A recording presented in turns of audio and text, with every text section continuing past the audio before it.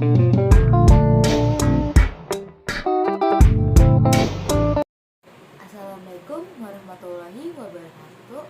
Halo teman-teman, saya Afaf Nurunisa dengan NPM 2021-125-00507 dari kelas Y6F. Di video ini saya akan menjelaskan tentang subject, verb agreement, dan juga parallel structure. Apa sih subject, verb agreement itu? Subject verb agreement itu adalah kesesuaian subjek dengan kata kerjanya atau kesesuaian noun dengan verbnya. Subjek itu berupa noun atau noun phrase. Di sini gimana sih cara menyesuaikannya? Di sini kan ada kalau misalnya nounnya singular berarti verbnya juga singular. Kalau nounnya plural berarti verbnya juga plural. Lalu bagaimanakah cara membedakan verb singular dengan verb plural? Itu cara gampangnya ada, misalnya kalau singular itu ada is, was, terus verbnya itu selalu ditambahin s atau is. Lalu ada has plus verb 3 dan ada does, not verb 1.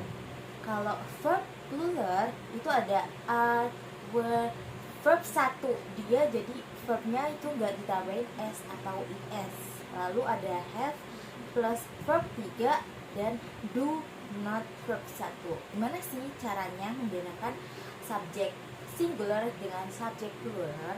Nah, itu di sini ada rules-nya. Yang pertama kan ada singular noun dengan plural noun. Itu kayak misalnya kalau kata tunggalnya itu baby, kalau kata pluralnya itu babies. Kalau misalnya ada lagi box, itu singular. Kalau boxes itu plural. Contohnya, kita akan ngasih contoh. Yang pertama itu misalnya ada a bird sings, itu singular karena bird dia singular. Lalu makanya verbnya singular sings, pakainya s. Lalu ada a flower grows.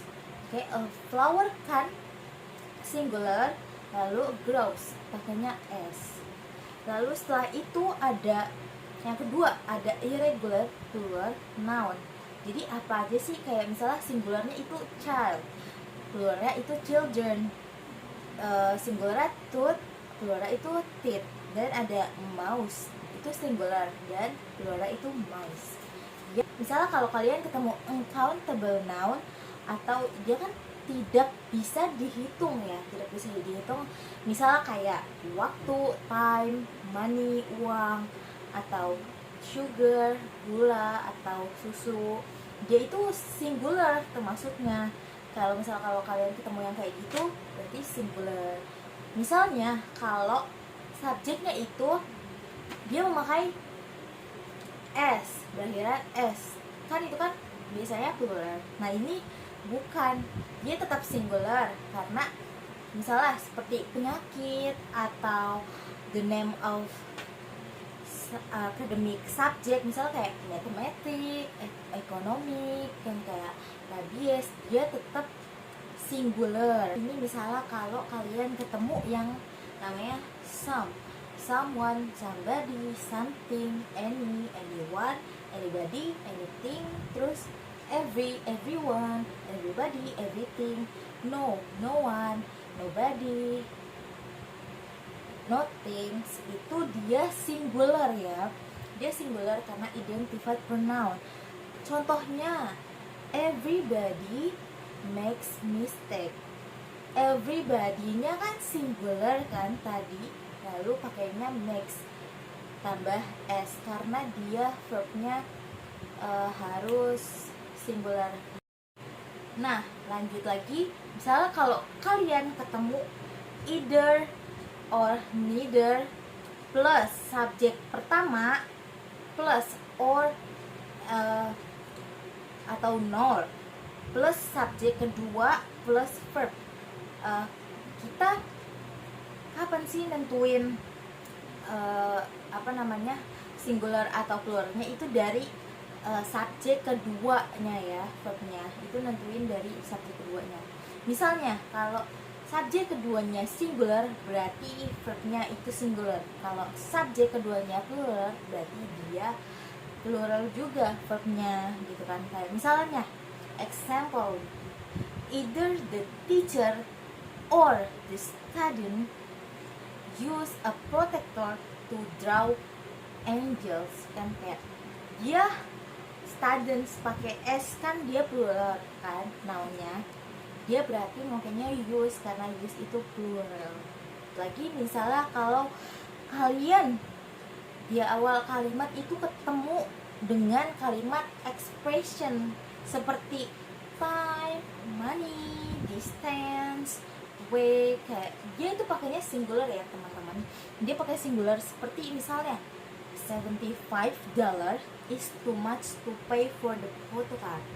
Kayak meskipun dia 75 tapi dia pakainya singular karena dia menjelaskan tentang uang, jadinya pemakaiannya singular karena kalimat expression. Yang terakhir ini ada gerund. Gerund itu apa sih? Gerund itu adalah kata benda berbentuk ing. Kalau dia jadi subjek berarti dia singular. Kayak misalnya swimming is my hobby. Swimming kan dia gerundnya dijadiin subjek, berarti dia singular, diikuti dengan is karena is itu singular. Kayak contoh lainnya seperti working in the office takes different producer from working at home. Jadi working itu gerund yang dijadiin subjek, dia berarti singular, dia berarti makanya takes itu pakainya s. Oke, tadi kan kita sudah mendengar penjelasan tentang subjek verb agreement. Sini saya juga akan menjelaskan tentang parallel structure. Apa sih parallel structure itu? Parallel structure adalah sebuah keseimbangan antara dua atau lebih kata, frase, atau klausa. Fungsinya untuk memperjelas atau menyelaraskan kalimat. Jadi intinya adalah sebuah keseimbangan ya guys antara dua atau lebih kata. Nah, di sini apa aja sih tipe-tipe dan jenis dari parallel structure? Yang pertama itu ada parallel structure adjective. Yang kedua ada parallel structure noun. Yang ketiga ada parallel structure adverb. Yang keempat ada parallel structure gerund. Yang kelima ada parallel structure phrase. Yang keenam ada parallel structure klausa. Oke, setelah jenis-jenis tadi ada juga nih jenis-jenis dalam penerapan dalam kalimat. Apa aja sih? Yang pertama ada parallel structure with coordinate conjunction. Apa aja sih itu? Ada misalnya and, but, atau or. Jadi misalnya kalau kalian kata pertamanya itu verb, terus ada kata and, but, atau or, selanjutnya juga harus verb. Kalau misalnya noun juga selanjutnya harus noun, karena dia harus seimbang fungsinya, setara atau menyetarakan fungsi parallel structure. Lalu yang kedua ada with pirate conjunction. Apa aja sih kata-katanya? Yang pertama itu ada both, either, neither, not only. Terus di plus, kayak misalnya kalau katanya itu adalah noun, selanjutnya ada and, or, nor, atau but also, selanjutnya juga harus noun. Kalau misalnya dia verb, selanjutnya juga harus verb. Kalau adverb, selanjutnya harus juga adverb. Lalu yang terakhir ada with comparison. Itu misalnya kayak noun plus more titik-titik than, atau than less titik-titik than, as titik-titik as, the same titik-titik as, similar titik-titik to, plus same structure. Jadi misalnya kalau dia verb dia juga harus verb, kalau misalnya noun dia juga harus noun, Kalau misalnya dia adverb, dia harus juga adverb gitu ya guys. Oke, segitu saja penjelasan dari saya. Kurang lebihnya mohon maaf. Semoga kalian bisa mengerti apa yang saya jelaskan di video ini. Terima kasih, sampai jumpa.